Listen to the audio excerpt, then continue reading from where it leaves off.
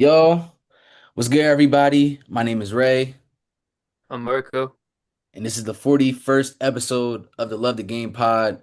When to come crazy for this episode, we feel like lately we've been getting a lot of momentum, a lot of support. Like, appreciate everybody for supporting us. And today we got two special guests on a special episode. We wanted to cater to like a specific off-season special. And I had to contact two people that I feel like are really good with basketball and know what they're talking about. So returning guest, we have my boy Jonathan Miner from Morehouse, you know what I'm saying? Yes, sir, yes, sir. Tap in, you know what I'm saying? How we doing, And everybody? then, and then my other mans, you know what I'm saying? Shout out to Kwame Mills, man. Introduce yourself. Tell the pod what you do, and you know what I'm saying we can move forward from there. My fault. What's going on, y'all? Appreciate you for having me. My name's Kwame Mills. I'm a student at Georgetown University. I've been around basketball my whole life, whether that be playing, but I was raised in South Africa. Both of my parents are from Ghana, so I really specialize in the African region when it comes to basketball. So I'm starting a new business around that with some player development, and yeah, I'm ready to talk some hoops. Yeah. Before we start, do you have any like a favorite player that you feel like in Africa that developed into like a great basketball athlete, I and think why? a really good one would be there's two. Luol Deng, he was the original. He's an ambassador for Okay, that's ball knowledge. That's ball knowledge right there. He's Okay, Oh, okay, and then one of my favorites was Pascal Siakam, but okay. I like to focus more on the diaspora. So people who may be from the U.S. but come from African backgrounds, like Victor Oladipo, people like this, and Ooh, many okay, okay, others. okay.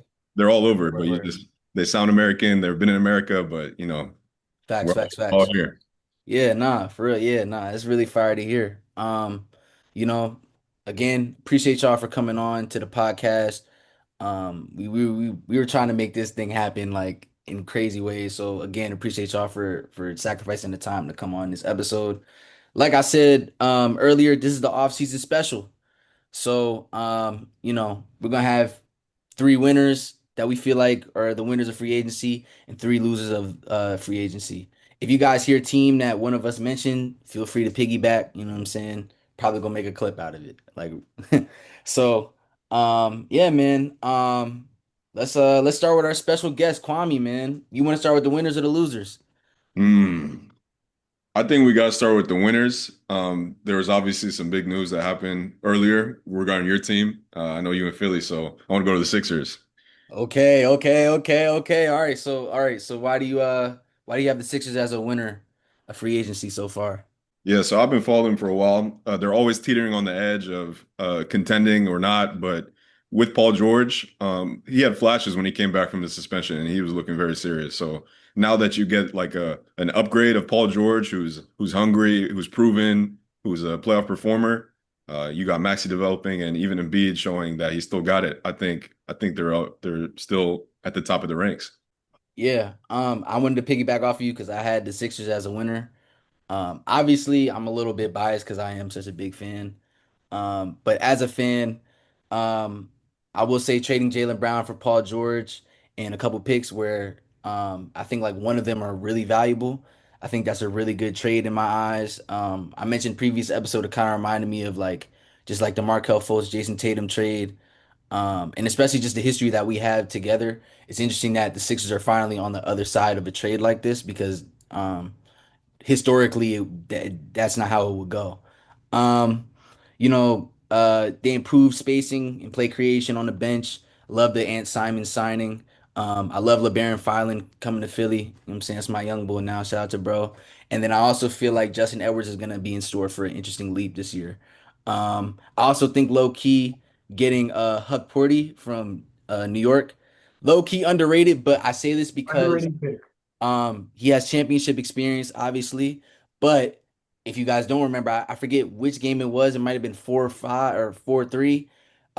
Cat and Mitchell Robinson got into foul trouble against Wemby, and Huck Porty had to step up, and he did fairly well for an unproven, undrafted or not undrafted, but like unproven rookie. You know what I'm saying?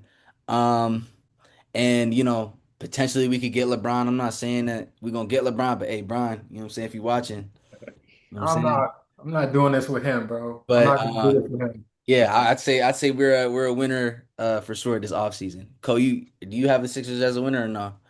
I didn't enlist us. I don't know. I think you guys probably just rate Jaylen Brown a little bit higher than me.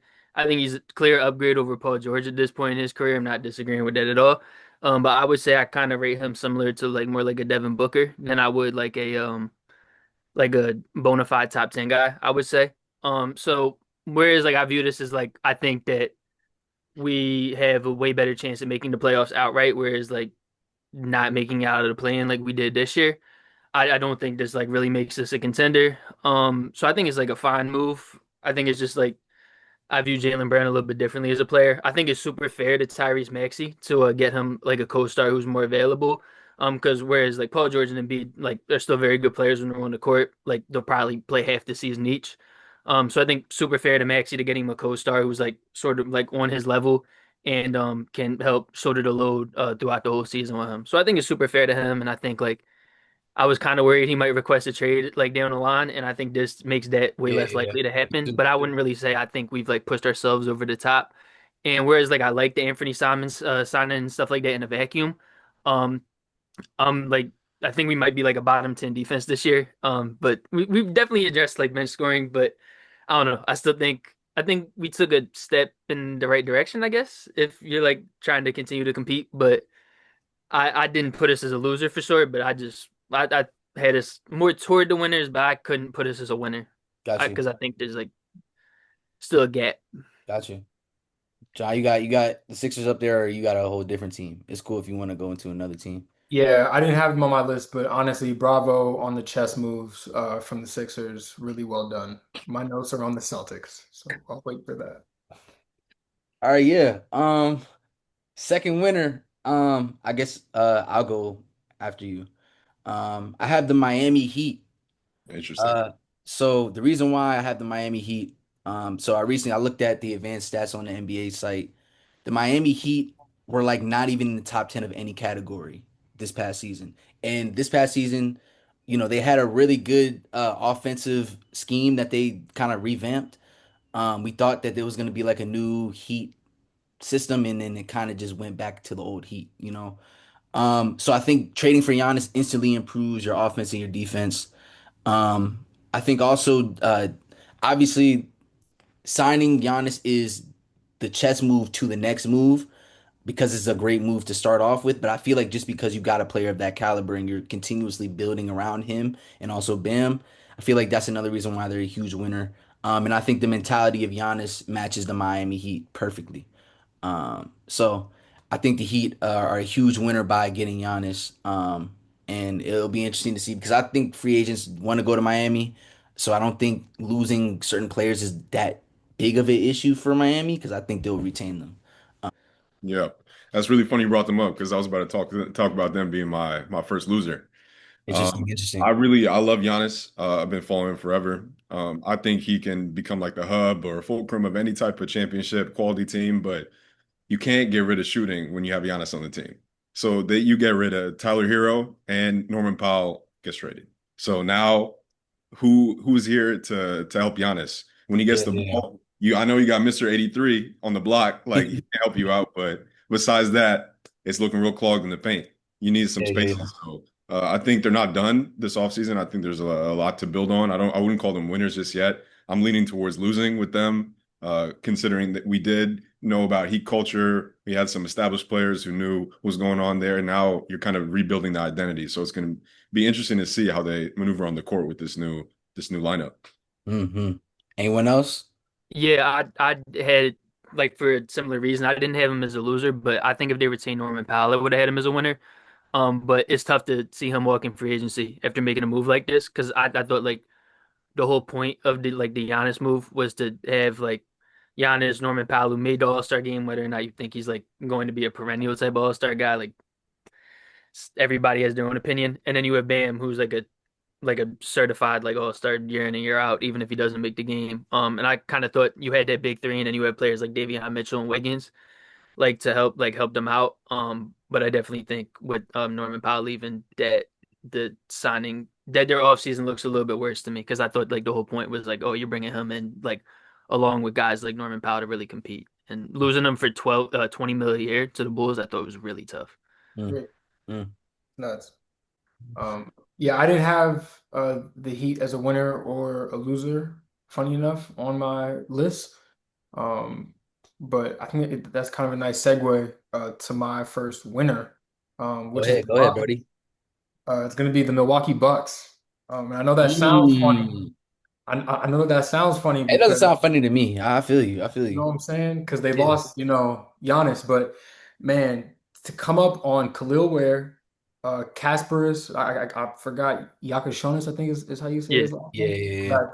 But, Tyler Hero, Jaime Jaquez, and 5 picks is just a crazy haul. You get to look to the future. Tyler Hero is a bucket. Jaime Jaquez is great basketball. Kasparis is great basketball. Khalil Ware is great basketball. And I think that actually coming out of the whole Giannis situation is a huge W. I think that the Bucks had this big Yeah. target on their back because they had Giannis for so many years that they were forced. It was like, title or bust. And every year it was like, oh, what are you going to do with Giannis? Does he want to get traded? Does he want to stay? Do you need to look for other pieces? So I think moving away from that situation, just looking to the future is going to do a lot of good for that front office. And yeah, and one of those picks, by the way, was number 13 this year, which was Nate, Oh, yeah, yeah, yeah, yeah, yeah. 20 and 10 dude out of college. So we got to see what he's going to be like. But I think that the young haul of players coming in are all great basketball. I had high praise last time I was on the show for Tyler Hero. I still think that Facts, facts, he's going to go crazy, especially being back home in Milwaukee. So facts. I thought that they Facts. got a nice haul. I don't love exactly what they did with their draft picks. I think that Burries was a fine pick. I'm like pretty average with consensus on him. I think he's fine. I'm not a big Nate Mint guy to be quite honest with you. I think they overdrafted him a little bit there. yeah, But I understand like they believe in the size and shooting, and I think he'll have a long career, even if like he's not entirely successful, just because teams will keep taking chances on that and hoping he hits. So maybe he does, maybe he doesn't, but I definitely think they got a nice return for Giannis given where they were at, and they have a team that, while they don't have their own picks because they've traded a lot of them out, I oh, think they yeah. have a nice little core to build off of as much as you could ask for with what they had. Mm. Cole, if Yeah. you want to talk about your winners too? Sure, I kind of went the same route as Jonathan. I don't really think I think I picked teams that are kind of like going in the right direction more so than I think like Got you. truly put themselves over the top. So one of my winners, I actually picked the Raptors. This is more of a team that I just like contradicted Mm-hmm. myself. I do feel like they kind of put themselves over the top with that. I loved how they drafted. I thought Allen Graves was a really nice draft pick for them. And he kind of just added more to their like win a possession battle type of thing. So I think he fits well with the team. Yeah. You got year two of CMB, so you can hope for some internal growth there. I know that's not off season, but then obviously they trade for Kawhi Leonard, which is the big thing. In my opinion, I thought Kawhi Leonard was like a top five player in the NBA last season. And with like other players like Tatum and like Giannis being more healthy this year, I think he could like follow like a top seven type of guy. But I think he was very easily in my top 10. I thought he should have been first team All NBA. I thought he was just absolutely amazing. I know the team context around him wasn't great last year with how the Clippers were. And I know like some of this trade away from the Clippers probably has to do with some like off the court issues with like his like contract and stuff like that. So that's Mhm. probably why they got him out of there. But I thought they got like fine value on him, and they're saying he's going to get extended by the Raptors, and I think that was a nice move. And Brandon Ingram wasn't a guy I was very high on, so like being able to use his salary to go with Kawhi Leonard, and in my eyes, you didn't really lose much because you're kind of replacing Brandon Ingram with like what you wish Brandon Ingram could be if like the most optimized version of Brandon Ingram. Yeah, yeah, yeah. Um, and like Scotty Barnes was absolutely amazing this year as well. So I think you just have like four players who kind of do similar things really well, and I think that's really smart. I think having players with complementary skill sets is something that's very important in the NBA, and I think they'll be at the top of the East this year. And last year I was pretty low on them, but this year I think they're going to be competing for the one seed. Yeah, for sure. I agree. I agree. I don't have them on my list. I don't know if any of you guys I do. definitely, I definitely did. Cole hit the Go ahead, bro. nail. Yeah, Cole hit the nail right on the head, and I knew he was gonna say something about CMB because I know that's his guy. Yeah, that's my guy, bro. Yes, CMB is tough. Yeah, I think that if Kawhi is like Kawhi this year, man, it's gonna be that playoff series that we saw this year. Yeah, yeah. 20. Those guys are Yeah, going to be especially more because than all he right. has like young dudes that are tough with him too. Right. Like, yeah, Yeah. And Yeah, Scotty Barnes that's really actually a wants good to. caveat. I forgot to add that because he did play 70 games, but that might be like an outlier. Like we'll see. I hope he's healthy, but that was a good caveat because I did forget to add that. Man, as long as y'all have him, or as long as they have him in the playoffs, it's gonna be fun to watch. I can't even lie. It's gonna be great. true, true. Yeah. Con- Healthy Kawhi is definitely an all-time player, and everybody knew he was at the end of his run with the Clippers. So it was very interesting to see where he's going to go, but did not think he was going to go to the Raptors. That was a big shock to me.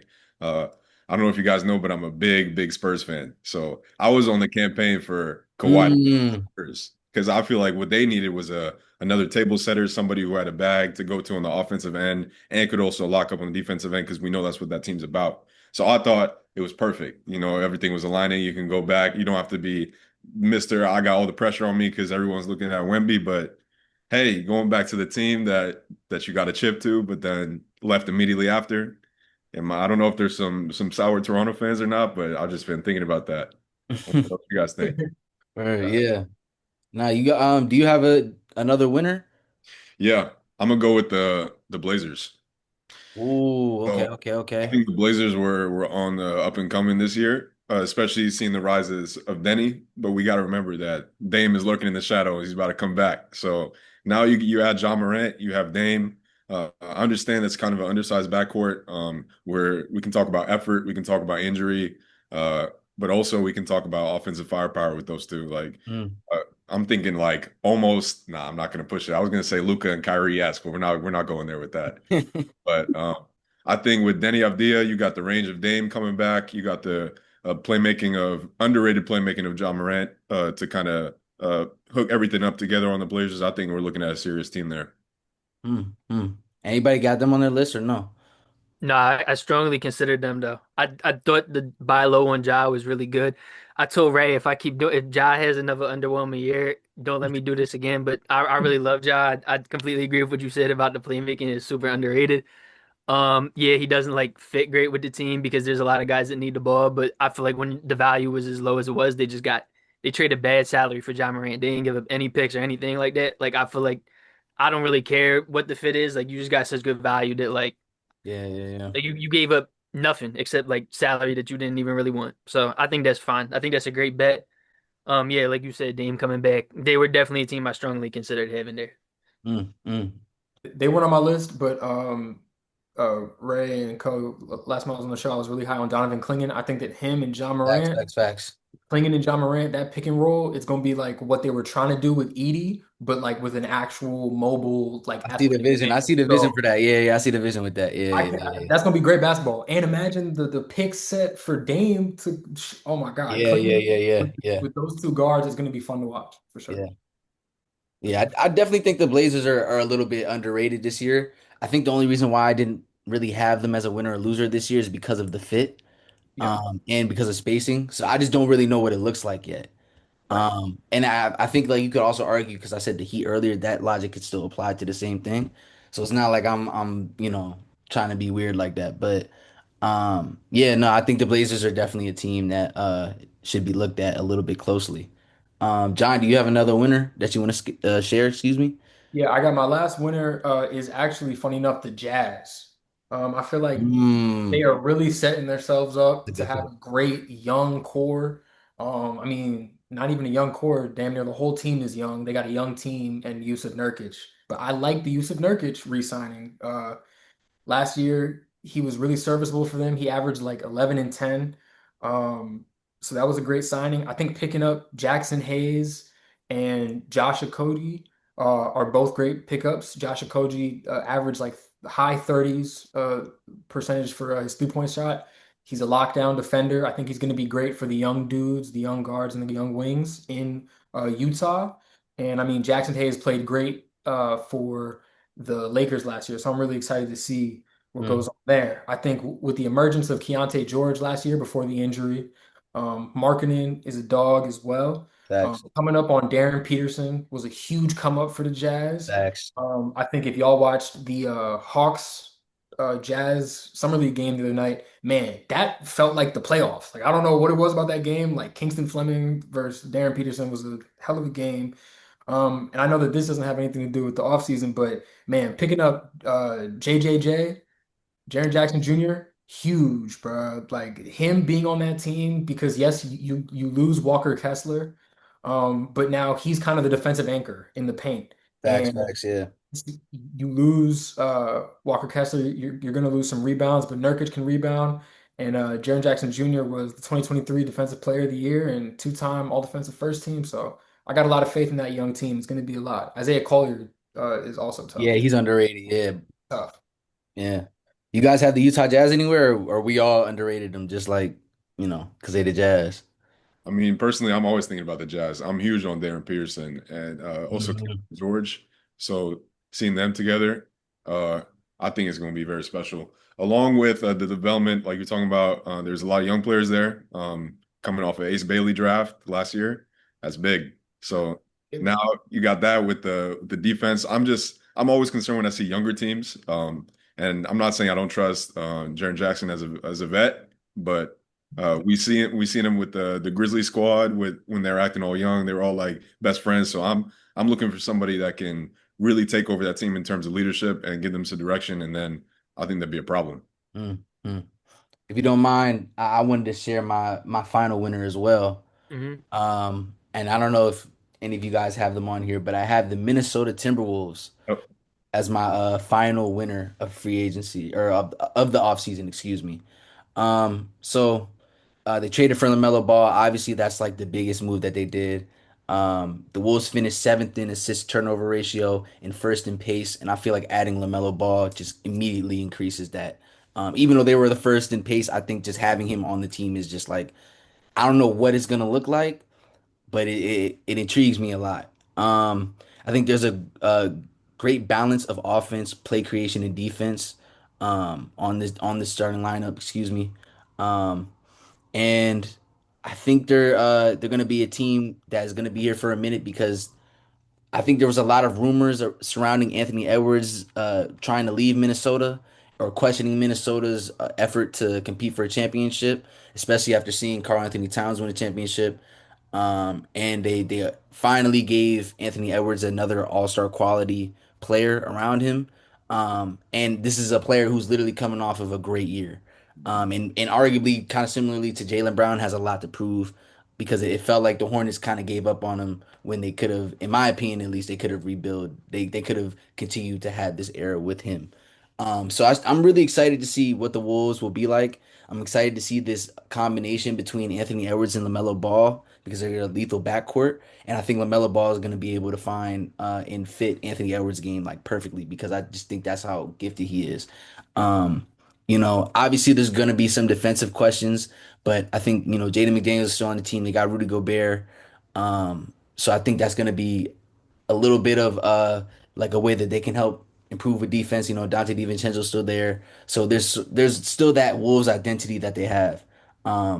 But yeah, I think that's why the Wolves are a winner of offseason. yep, they were on my list too. They were my last winner. Uh, Yeah, bro. Actually, maybe I had an extra one, but I was definitely thinking about the Wolves. My thing is they lost too much size. Um, you lost Julius Randle and you lost a very important piece in Naz Reid. I feel like Naz Reid would work perfectly with this team. You need some spacing with LaMelo because you know he's going to attack or he's going to shoot from deep. He's going to create for you, but if you're not a lob threat, so I mean you got Rudy Gobert to catch your lobs, but at this point I think Jaden McDaniels is more of a give me the ball and I'll score player. Like I think he's turning Yeah, into yeah, me too. Me too. I think he's going to turn into somebody who can be like a third option for them. But now the defense is a bit questionable. Uh, we've seen what their identity was in terms of that gritty defense, feeding everything into the paint, have Rudy Gobert protect for you, just like kind of like a little bit of worse Wemby. That's my guy. I feel like if LaMelo really buys in on the defensive end, this team could be a lot better, but he's always a question in terms of his work Yeah, ethic. yeah, yeah. You know the talent is there for sure. Yeah, yeah. That's exactly why I was like, I know he's offensively gifted, but like the defense, I think just because I know like we both know LaMelo, like it's something to be questioned to be concerned about, I guess. Um, I thought that the LaMelo move was probably like the most needle moving move of the whole offseason. I don't know. I just think he's so great, man. Like you're not gonna find too many people who are like think as highly of him as me. And like I understand why the Hornets did it. Like I wouldn't have done it if I was them, but like you're capitalizing and selling after his like healthiest season of his career. So like Yeah. if you really believe like his medicals are that cooked, like selling him at this point is like the like I don't know. If he played like 20 games next year, he might go to like a negative value contract. You know what I mean? So it's like them trading him now, I wouldn't have done it. Like I think you were just so special the second half of the season that I would have let it play out another year for sure and like taking that risk. But yeah, I think he's just such a special offensive player. I do agree with the defensive concerns. Like Rudy Gobert is getting older, and you're kind of relying on him to be Moses with like the defense you've constructed. I wasn't a huge fan of the Ayo Dosunmu contract. I think he's a fine basketball player. I just thought that to me it seemed like they knew they were running out of moves and they got very scared going into free agency and they kind of overpaid him because they knew they couldn't allow him to leave. And then I feel like they got the LaMelo Ball deal done after that. I don't think he's bad, but I think like you see players like Tari Eason get way less than he did for like less years. And you kind of just look at Io's contract, you're like, yikes, that I don't think that one's gonna be that great. And I think he kind of compiles on top of the defensive problem. Because he's a good creator and he was a really good shooter this year. And I think that would lessen some of my concerns if the shooting like leap was real and it wasn't just like a hot season. But like his defense has been pretty bad. I mean, he has spent most of his time in Chicago, so like I don't know, maybe one of the more competitive teams are bought in, but that's not something I really like to bet on. I kind of feel like that's like throwing out too many hypotheticals. I also love getting Bones Highland back for the minimum. I don't know how they did that. I thought he was really good this year. That's my guy. I don't know how they did that. But he signed to a minimum really, really early. I guess he just loved being there because he was definitely worth more than that. So Yeah. So I What's the guess starting five? Wait, real quick. What's the starting five on that team now? Is Melo, AE, then Io, no then Jaden I think McDaniels. so. McDaniel? I Who? think I think McDaniels is gonna be the four because Nas Yeah, is just too old. McDaniel's oh facts, at yeah, the yeah, four, and yeah, then yeah. Io Because with the three. Nas and Julius are gone. That's what I've been seeing was is gonna be that, and that terrifies me. That's Um, scary. it's gonna have to be Rudy's magnum opus. Literally. Wait, I'm about to look up their roster. Dang. Unless Terrence Shannon gonna do something and Yeah, start. that's what I was saying. I was like, is Terrence Shannon's gonna be like that impactful? He Um, reminds me of like oh, of they got. Io I to a mean, degree he might though. not It's like start. Nah, he's not gonna start. They got Trey Lyles, but he's not gonna start. No. Yo, Yeah, Trey Lyles starting in the big 2026. Come on now, that's bro. yeah, yeah, yeah. No, hilarious. that's ugly Yeah. basketball. That's terrible Yeah. basketball. I mean, Josh Green, nah, because they brought him off the bench. Nah, yeah, yeah, nah. I think that's gonna be the lineup, bro. Yeah, Okay. dang, that's crazy. I didn't mean to throw off the No, you're con. good. You're good. Nah, it's interesting. We can go on to the loser segment if are we cool? Kind of throw out one more like minor winner. I don't think Oh, they go had ahead. like a Go needle ahead. moving off season, but I was super hard on them last year. I want to kind of give them credit. I thought the Nets actually had a pretty nice off season this year. I really like them. I like how they drafted. Like Mikael Brown, he wasn't like sixth on my board or anything wherever they picked, but I think he fits the Jordy Fernandez system really, really well, and I think Jordy Fernandez will help mitigate some of his turnover issues. And he likes to get up threes, and that's what Jordy likes. So I think they found a perfect guy. And I thought that Josh Jefferson, I thought he was a really, really nice pickup for them. He's a really nice facilitator at the power forward. He's super smart. I think he fits that team well. They got Julius Randle for very little. And then I thought bringing in Keon Ellis and Mo Wagner and then re-signing Josh Minot and Day'Ron Sharp, I thought all of those moves were pretty good. So I think they actually had a pretty solid offseason and last year I was really hard on them. So even though it's not like Yeah, needle you moving were. by You any means, were. I just wanted to give them a little bit of credit because I think that they went in the right direction this offseason. Yeah. Yeah, Cole, that's a great call out. Because before I was a Celtics fan, when I grew up when I was a kid, I was a Nets fan first. So I always loved the Nets. I think that the only thing that would have made me happy is if they drafted Acuff over Mikael Brown, bro. Like he was right there, bro. And I like he was right there. He's baby AI. So that's literally my only gripe. I think that they did a really good job handling the offseason as far as the players that they already had, who they were going to let go, who they were going to keep. I think that it was only a matter of time with Claxton. So seeing him go off to Yeah. Facts. Chicago was hard to see, but at least we got, Randall back for him. Yeah. Nah. Yeah. That was fire pick. Fire pick, bro. Very underrated pick. Great pick. So I guess yeah, now we can go into the losers.